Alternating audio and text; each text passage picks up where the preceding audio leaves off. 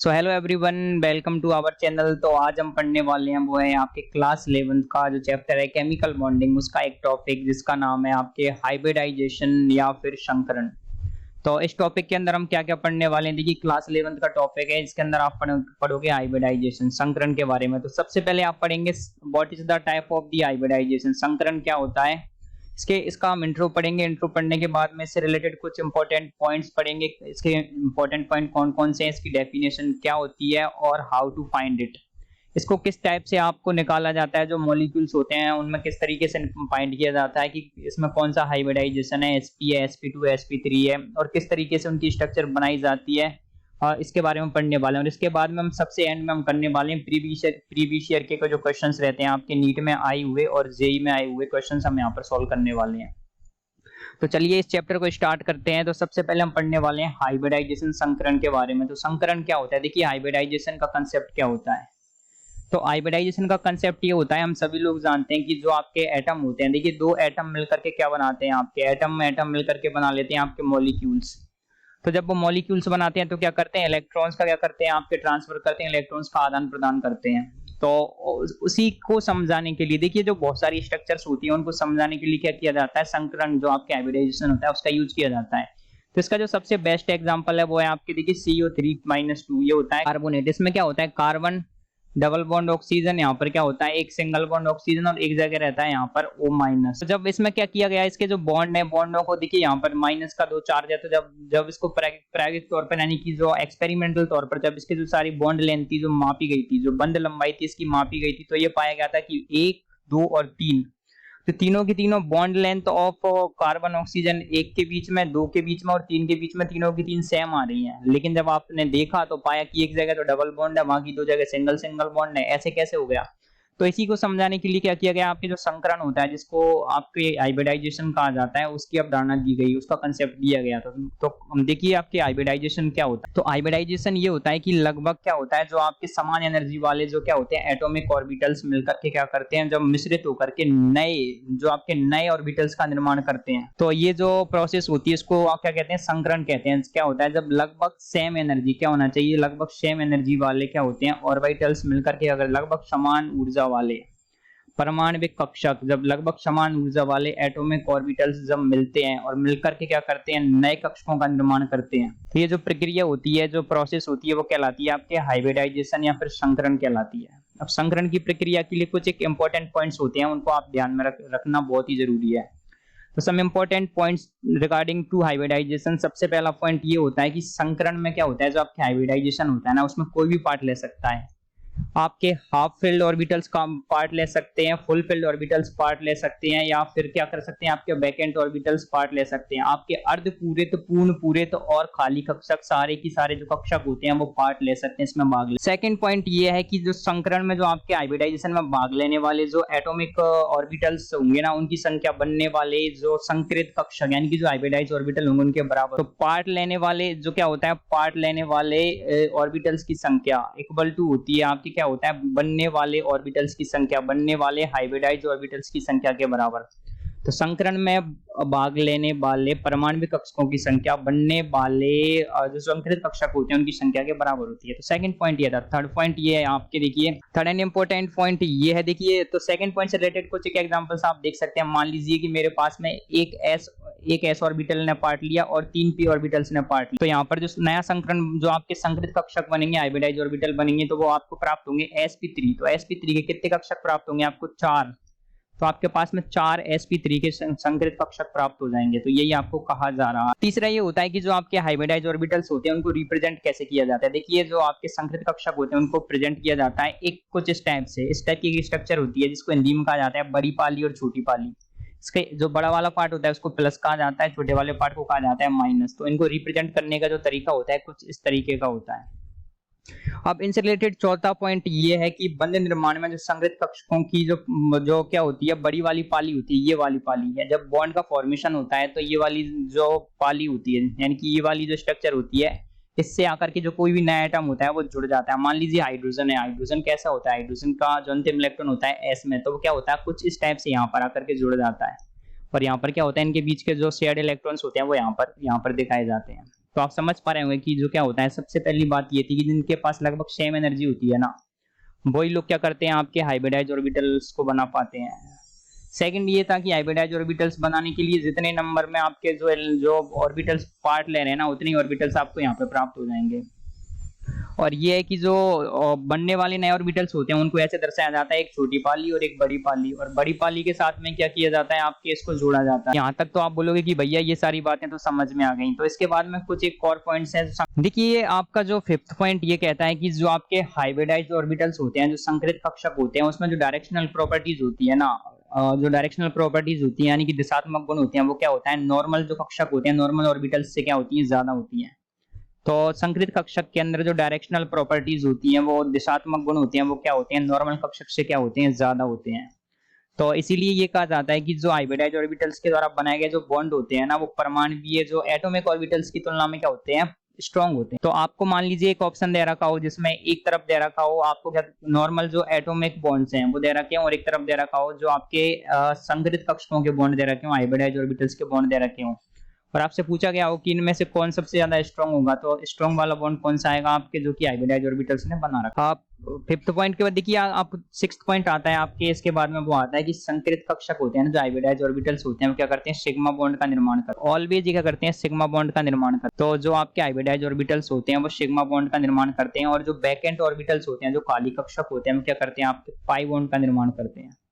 और sigma bond कैसे प्राप्त होता है, आपको सिग्मा बॉन्ड आप बीबीटी के थ्रू पढ़ चुके हैं, बैलेंस बॉन्ड थ्योरी के थ्रू पढ़ चुके हैं। अगर ना पढ़ा हो तो हम हमारी वीडियो से आप उसको पढ़ सकते हैं। बैलेंस बॉन्ड थ्योरी ये कहती है कि सिग्मा बॉन्ड प्राप्त होते हैं जब आपके क्या होता है, एक्सियल क्या होता है, अतिव्यापन होता है, अक्षीय अतिव्यापन होता है, तो आपको बैलेंस बॉन्ड थ्योरी प्राप्त होता है। कोएक्सियल ओवर, देखिए कोएक्सियल ओवरलैपिंग। संकरित कक्षक क्या होता है, सिग्मा बॉन्ड का निर्माण करते हैं, और जो क्या होता है, असंकरित कक्षक होते हैं ना, जो यानी कि जिसके अंदर जो काली कक्षक होते हैं, वो क्या करते हैं, पाई बॉन्ड का निर्माण करते हैं। और जो आपके लोन पेयर होते हैं ना, लोन पेयर भी आपके संकरित कक्षकों में ही उपस्थित होते हैं, वहीं पे मौजूद होते हैं, प्रेजेंट होते हैं। इसके बाद में देखिए आपके सेवंथ पॉइंट ये कहता है, जो आपके हाइब्रिडाइजेशन से रिलेटेड सेवंथ पॉइंट ये है कि केवल जो आपके बेंजाइन अणु होता है ना, बेंजाइन में ही जो आपके पाई बॉन्ड का निर्माण sp2 संकरित कक्षक करता है।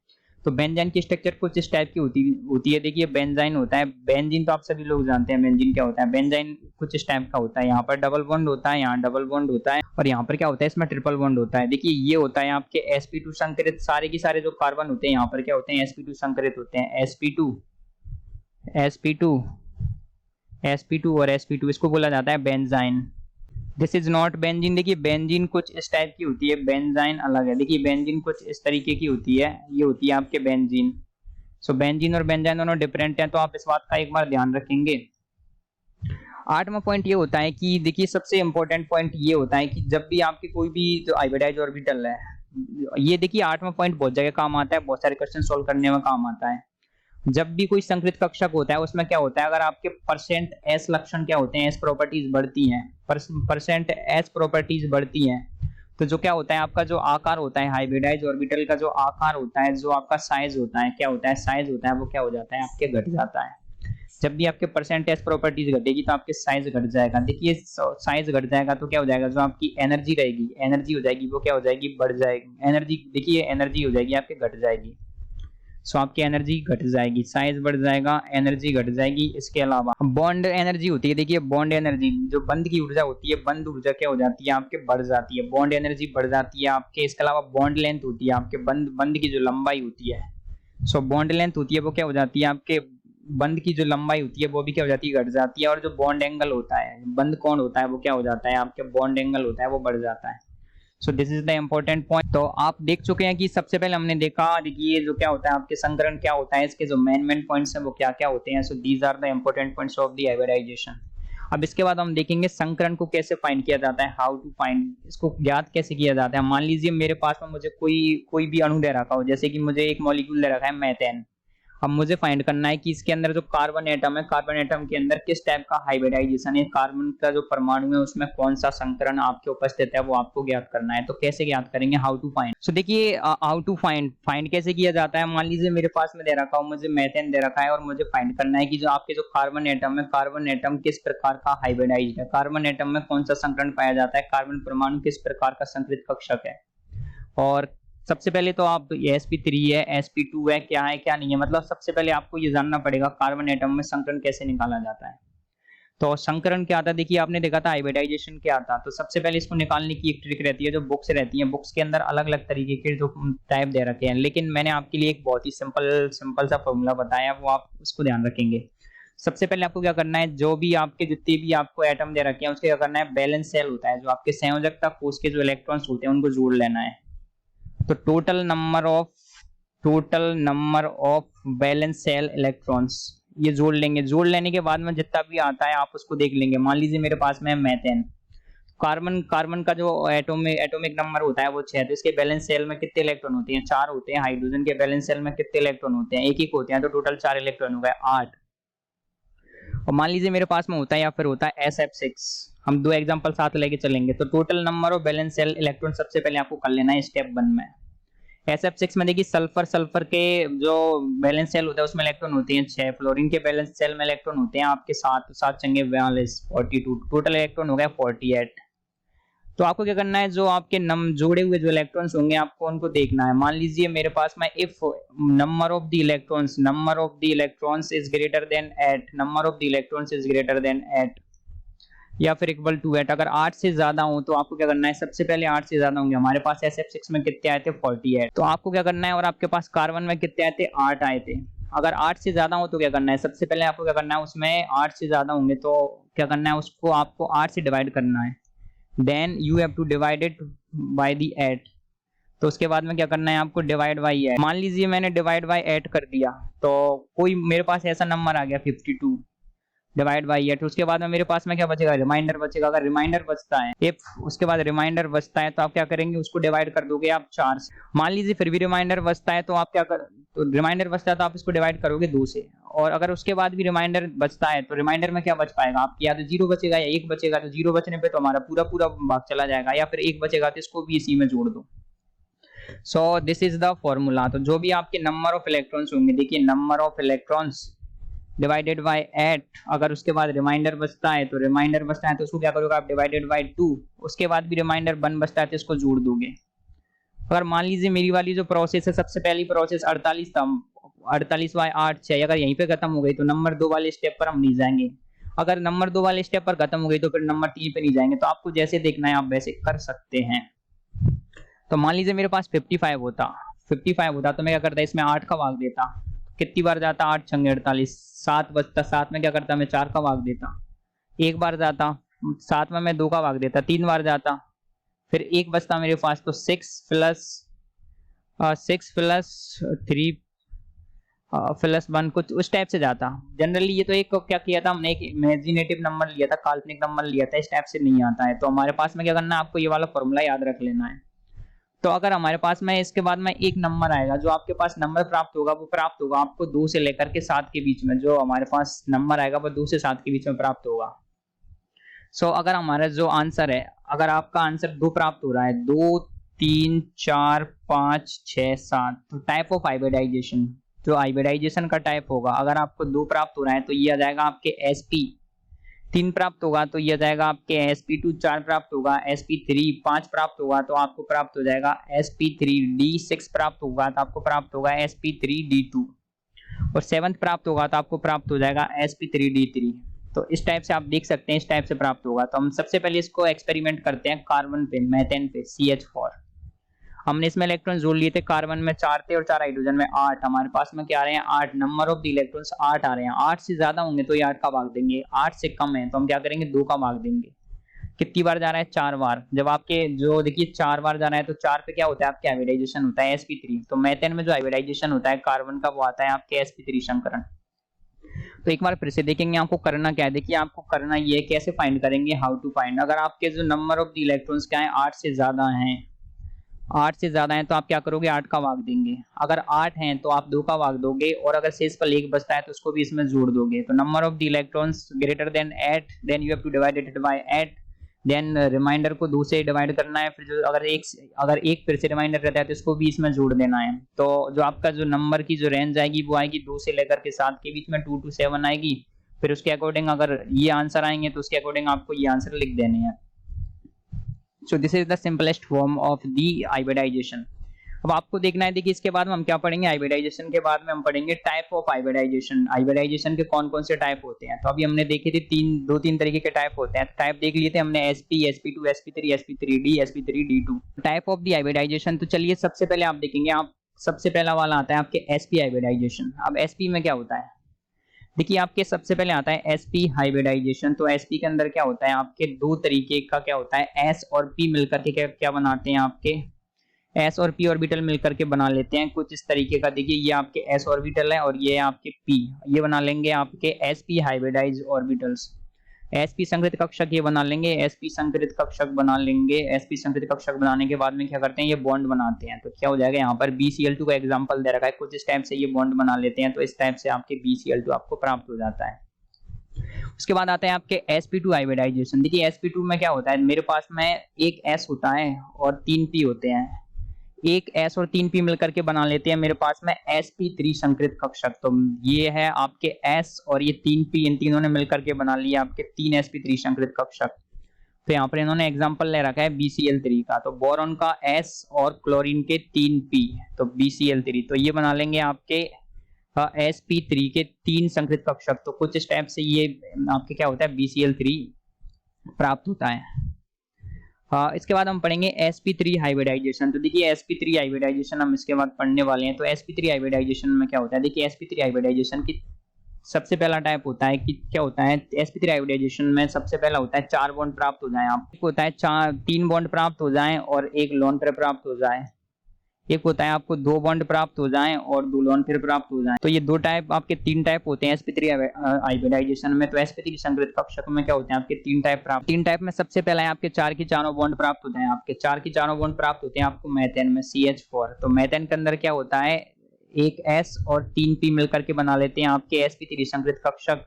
और कुछ स्टेप से ये सिग्मा बॉन्ड बनाते हैं और कुछ स्टेप से इसकी स्ट्रक्चर होती है sp3। सेकंड आता है sp3 में क्या आता है, देखिए आपके एक 3 बॉन्ड और 1 lone pair, 3 bond plus 1 lone pair. तो इसके लिए क्या होता है आपके, देखिए 3 बॉन्ड और 1 लोन पेयर के लिए देखिए आपके यहाँ पर आ जाता है आपके, ये रहा sp3 अमोनिया, अमोनिया आ जाता है, अमोनिया को देख सकते हैं। इसके बाद आते हैं आपके 2 बॉन्ड और 2 लोन पेयर। तो इसका सबसे बेस्ट एग्जांपल होता है कार्बन डाइऑक्साइड। यहाँ पर कार्बन के पास क्या होते हैं, 2 बॉन्ड होते हैं और 2 लोन पेयर होते हैं और एक होता है आपके जल होता है, वाटर, H2O। देखिए CO2 क्या होता है, CO2 sp संकृत होता है। दरअसल sp3 में आता है आपके वाटर आता है, जल, 2 बॉन्ड और 2 लोन पेयर। आप देख सकते हैं यहाँ पर क्या हो रहा है, ये तो आपके ये बंद हैं, ये बंद युग्म होते हैं, इसको बोलते हैं बॉन्ड, और ये होते हैं आपके लोन पेयर वाले। इसके बाद आता है देखिए आपके sp3 हाइब्रिडाइजेशन के सहायता से आप देख सकते हैं example of sp3 sp2 and sp। तो sp3 के अंदर और भी आते हैं आपके, एक तो होता है आपके एथेन C2H6, एक होता है sp2 में आता है C2H4, यह जाएगा C2H4। यहाँ पर देखिए आपके एक पाई बॉन्ड यहाँ पर आ रहा है, देखिए ये पाई बॉन्ड, ये पूरा की पूरा एक पाई बॉन्ड है। और इसकी जो संरचना होती है कुछ इस टाइप की होती है। ये पाई बॉन्ड को आप देख सकते हैं कुछ इस तरीके से, उसका इलेक्ट्रॉन्स होते हैं, इसका उसको ऐसे दर्शाया जाता है, ऐसे दिखाया जाता है। और उसके बाद आप देख सकते हैं ये है आपके C2H, जिसको बोलते हैं आप एथाइन, C ट्रिपल बॉन्ड, मतलब C ट्रिपल बॉन्ड CH। सो अभी देखिए हम जो एग्जांपल्स ले रहे हैं वो डायरेक्ट एनसीईआरटी के थ्रू ले रहे हैं। तो ये हमने एनसीईआरटी खोल रखी है, तो आप भी यहाँ से देख सकते हैं। तो हम एनसीईआरटी का यूज इसलिए ले रहे हैं ताकि आपको पता चल पाए कि एनसीईआरटी में किस टाइप से दे रखा है। देखिए PCl5 का आपको यहाँ पर एक एग्जांपल दे रखा है इन्होंने कि PCl5 में आपको क्या करना है, हाइब्रिडाइजेशन निकालना है, संकरण निकालना है। तो सबसे पहले आप निकालेंगे फास्फोरस का एटॉमिक नंबर होता है 15। इसका जो इलेक्ट्रॉनिक विन्यास होता है ये होता है आपके 1s2 2s2 2p6, ये हो गए आपके 10 इलेक्ट्रॉन। उसके बाद आता है 3s2 3p3। तो इसका जो अंतिम जो लास्ट इलेक्ट्रॉन होता है वो आता है 3p में। तो कुछ स्टेप से होता है। देखिए फास्फोरस का जो p में आते हैं इसके इलेक्ट्रॉन, अंतिम इलेक्ट्रॉन आते हैं 3s2 3p3। तो और d क्या होता है, इसका खाली होता है, d ऑर्बिटल होता है वो, इसका क्या होता है, बैक एंड होता है। तो 3p3, तो p में कितने आ गए आपके, ये हो जाएगा आपके px, ये py और ये pz। तो p में फास्फोरस, तो क्या होता है, देखिए जो फास्फोरस होता है, तो फास्फोरस के क्या होते हैं, s में कितने होते हैं, 2 इलेक्ट्रॉन होते हैं, और 3p में कितने होते हैं, 3 इलेक्ट्रॉन्स होते हैं। तो क्या होता है जब इसकी एक्साइटेड स्टेट आती है, ये क्या होती है, इसकी ग्राउंड स्टेट। अब जब इसकी एक्साइटेड स्टेट आती है तो क्या करता है, ये जो एक s का इलेक्ट्रॉन होता है उसको क्या करता है, ये अपनी जो 3d होता है ना उसमें यहाँ पर ट्रांसफर कर देता है। तो इसके बाद जो नई एक्साइटेड स्टेट में इसकी जो पोजीशन होती है कुछ इस टाइप की होती है, आप देख पाएंगे। तो यहाँ पर क्या होता है, s p और d, तो एस पी और डी में कुछ इस टाइप से इसके इलेक्ट्रॉन्स आ जाते हैं। एस में होता है 1 इलेक्ट्रॉन, पी में आ जाएंगे आपके 3 इलेक्ट्रॉन और डी में आ जाते हैं आपके 1 इलेक्ट्रॉन।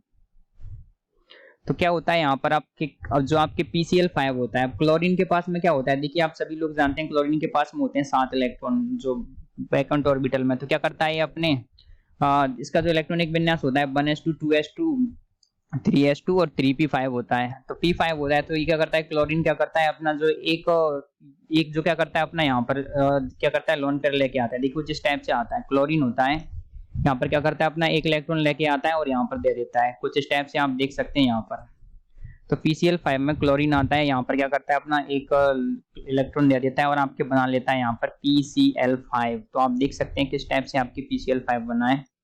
तो ऐसे आपको PCl5 प्राप्त हो जाता है। और यहाँ पर जो आपके जो आता है संकरण आता है वो आता है आपके sp3d, यहाँ पर आता है आपके संकरण आ जाता है आपके sp3d, यानी कि कितने कितने बॉन्ड बन रहे हैं, total number of the bonds आ गए आपके 5 बॉन्ड्स। इसके बाद जो अगला टाइप आता है वो ये आता है कि आपको ये निकालना कि जो आपके मान लीजिए मेरे पास में कोई हाइब्रिडाइजेशन का टाइप है तो उसमें कौन कौन से टाइप के जो आपके जो ऑर्बिटल्स हैं वो पार्ट ले रहे हैं। अगर मेरे पास टाइप ऑफ दी हाइब्रिडाइजेशन मान लीजिए मेरे पास में है sp, अगर sp हाइब्रिडाइजेशन है तो जो पार्ट लेने वाले जो ऑर्बिटल्स होंगे वो कौन कौन से होंगे। अगर sp हाइब्रिडाइजेशन है तो मेरे पास में या तो s plus px orbital part लेगा या फिर s प्लस py पार्ट लेगा या फिर s प्लस pz पार्ट लेगा।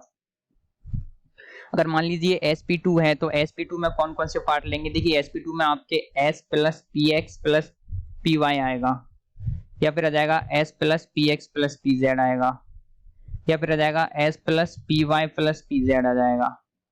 अगर मान लीजिए मेरे पास में sp3 क्या है हाइब्रिडाइजेशन है तो कौन कौन से काम में लेंगे, देखिए s plus px plus py plus pz ये तीनों की तीनों काम में आ जाएंगे।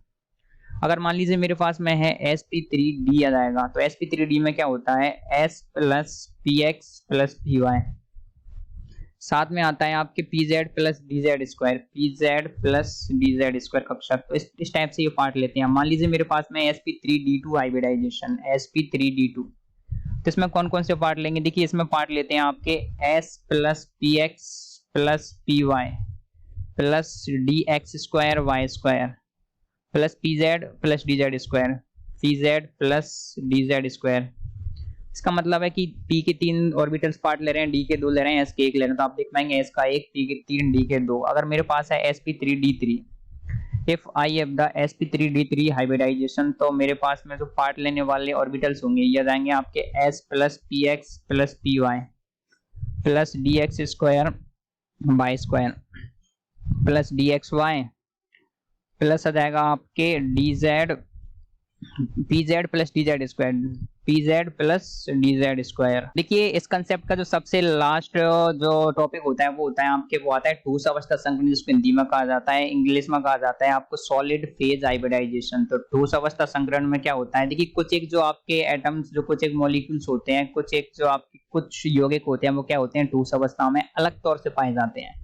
तो क्या होते हैं वो गैसियस फेज में अलग रहेंगे और सॉलिड फेज में अलग रहेंगे। तो अलग अलग टाइप से उनकी जो स्ट्रक्चर जो आपके कंपाउंड होता है वो उसको देखेंगे। तो देखिए सबसे पहले होता है आपके देखिए PCl5। तो PCl5 जो क्या होता है गैसियस फेज में क्या होता है कुछ इस टाइप का होता है, ये होता है आपके त्रिकोणीय द्विप्रामणीय। लेकिन जब आप इसको सॉलिड फेज में ले जाओगे, PCl5 सॉलिड फेज में ले जाने पर ये टूट जाता है PCl4 प्लस और PCl6 माइनस, यानी कि हम क्या करते हैं इसके 2 एटम ले लेते हैं तो ये क्या करता है इस टाइप से टूट जाता है। इसी टाइप से भी आपके और भी एग्जांपल एक होता है आपके PBr5 ये सारे के सारे क्या होते हैं सॉलिड फेज में होते हैं, ठोस अवस्था में होते हैं। ये टूट जाता है आपके PBr4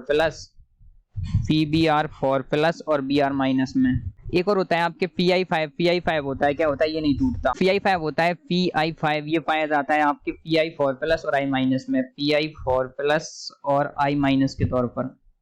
देखिए आपके XeF6 होता है जीनोन हेक्साफ्लोराइड सॉलिड के तौर पर, ये पाया जाता है आपके XeF5 प्लस और F माइनस के तौर में। इसके अलावा भी और भी कुछ एक एग्जांपल हैं। देखिए एक तो होता है आपके Cl2O6 ये सारे के सारे किसमें सॉलिड फेज में। सॉलिड फेज में क्या होता है जैसे आपके Cl2O6 होता है ये टूट जाता है ClO2 प्लस में और ClO2 प्लस में और ClO4 माइनस में। ये भी क्या होते हैं देखिए ClO2 प्लस में ClO4 माइनस में। आपके I2Cl6 होता है ये टूट जाता है ICl2 प्लस में और ICl4 माइनस में। ICl4 माइनस में। उसके बाद में आपके क्या होता है I2, ये टूट जाता है, I6 होता है वो आपके टूट जाता है I3 प्लस में और I3 माइनस में। तो इस टाइप से क्या होता है हाइब्रिडाइजेशन। हमने क्या क्या पढ़ा, हमने सबसे पहले पढ़ा हाइब्रिडाइजेशन यानी कि संकरण क्या होता है। संकरण के बाद में हमने इसकी जो मेन जो मुख्य क्वालिटीज हैं, जो मेन प्रॉपर्टीज हैं वो पढ़ी। मेन प्रॉपर्टीज के बाद में हमने इसकी डेफिनेशन देखी कि लगभग समान ऊर्जा वाले क्या होते हैं, हमने इसकी डेफिनेशन देखी। डेफिनेशन के बाद में हमने इसको देखा कि इसको कैसे फाइंड किया जाता है। तो इसको फाइंड करने के लिए हमने एक फॉर्मूला निकाला। उसके आधार पर हमने पाया कि अगर आपको आंसर प्राप्त हो रहा है 2, 3, 4, 5, 6 और 7, तो आपके जो टाइप ऑफ द हाइब्रिडाइजेशन होगा वो किस टाइप से निकाला जाएगा। फिर इसके बाद में हमने इसके टाइप देखने में हमने एनसीईआरटी की सहायता ली। तो NCERT go through the NCERT गए हम और उसके बाद में हमने पता लगाया। तो यहाँ पर क्या था, आपके हाइब्रिडाइजेशन के कुछ टाइप और बच रहे थे। तो हमने पूरे के पूरे देख लिए थे, sp3, sp3d2, sp3d3। तो इसके बाद में क्या है, आपको नीचे एक टेबल भी दे रखी है। आपके ऑर्बिटल्स हैं उसके लिए आपके एनसीईआरटी में एक टेबल दे रखी है, हम उसको एक बार देख लेते हैं। कुछ इस टाइप से एक टेबल दे रखी है, इनकी जो स्ट्रक्चर्स वगैरह हैं, जो हमने देखा था कि एटॉमिक ऑर्बिटल्स हैं तो किस टाइप से ये पार्ट लेते हैं और कौन कौन से इसके एग्जाम्पल्स हैं यहाँ पर। तो एक बार मैं आपको सजेस्ट करूंगा, एक बार गो थ्रू दी एनसीईआरटी जाएं, एनसीईआरटी के थ्रू जाएं और इसको एक बार वहां से समझने की कोशिश करें। यहाँ पर हमने आपको पूरा समझाने की कोशिश की। अब ये इस टाइप से हमारा जो आपके संकरण है, आपके हाइब्रिडाइजेशन है वो कंप्लीट हुआ। गाइज कैसा आपको ये वीडियो कैसा लगा, और इसके बाद आप कौन से टॉपिक पर हमसे नई वीडियो चाहते हैं हमको कमेंट करके जरूर बताएं। और अगर आप कोई दूसरा टॉपिक चाहते हैं जिसपे हम वीडियो बना सके तो हमको कमेंट करके जरूर बताएं। और thanks for watching this video. मैं उम्मीद करता हूँ कि आपको ये वाली वीडियो पसंद आई होगी। Thank you guys again, thanks for watching this video. और ज़्यादा से ज़्यादा इस वीडियो को अपने फ्रेंड्स के साथ में शेयर करें, इससे हमारे चैनल को सब्सक्राइब करें और इसी टाइप की वीडियोस देखने के लिए, क्योंकि हम आगे इस पर लगभग केमिस्ट्री के लगभग बहुत सारी जो वीडियोज़ हैं, बहुत सारे चैप्टर्स हैं हम आपको लाने वाले हैं। तो हमारे साथ जुड़े रहिए, बने रहिए। Thank you guys, thanks for watching this video, have a good day.